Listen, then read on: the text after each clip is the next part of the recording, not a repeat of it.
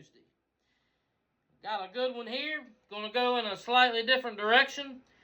Instead of some rock and rolling today, get your mandolins and your fiddles and your banjos out and your acoustic guitars, because we going to the bluegrass country. Bill Monroe and the Bluegrass Boys. Now I know this album cover might be a little tough to see. It's still got the original sleeve on it and got the flea market price tag.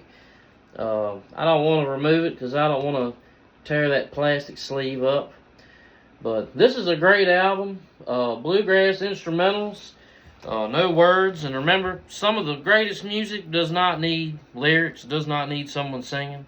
A good musician can let his instrument do the talking for him. And Bill Monroe is certainly a pro at that. He certainly was. This is a very good record.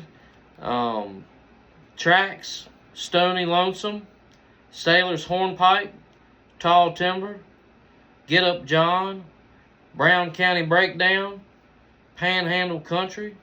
And then side 2 we got Big Mon, Santa Claus, Scotland, Rawhide, Monroe's Hornpipe, and Wheelhouse. On side 1, I'm going to have to pick Tall Timber as my favorite on that side. That's a good, upbeat, just a real good, fast, get you going kind of song there. And side 2, I'm going to have to pick Rawhide. That's a classic, and he did that song inspired from a Western movie that he saw back in the day. And of course, I love the old Westerns and the old cowboy tales of the Old West. And some of the best ways to keep those stories alive, and any story alive in general, is through music. Throughout history, music has carried along stories where just a written, or not a written, but a story that's told or a story that's written can be lost. But music tends to last through the ages, especially good music. And I certainly believe that as long as the wheels of this earth keep spinning, Bill Monroe and the Bluegrass Boys will still be at the top of the bluegrass genre. Here's the back. No pictures, and I know you can't read that, but just some good information about the songs and when they were recorded, where they were recorded, and what inspired them. Really great. And this particular record, when I got it at the flea market, in the front, it had a newspaper clipping from when Bill Monroe passed away. And I thought that was really neat.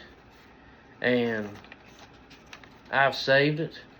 And I'll just show that there. I thought that was pretty neat. And someone must have really, really loved Bill Monroe to take the time to cut that out and put that in their record. And so I intend to keep it in there, just as they did. And there we go, back there at home. Bam. Bill Monroe. Can't beat him. And if you haven't checked him out or really don't know a whole lot about bluegrass, Bill Monroe, the Stanley Brothers, Jimmy Martin, and so many more. Doc Watson, and I get overwhelmed if someone asks me to start listing, players, songs, groups, especially in just bluegrass and rock and roll and the music I like. It's so hard to name so many great people, great music. It's just really hard for me to narrow it all down.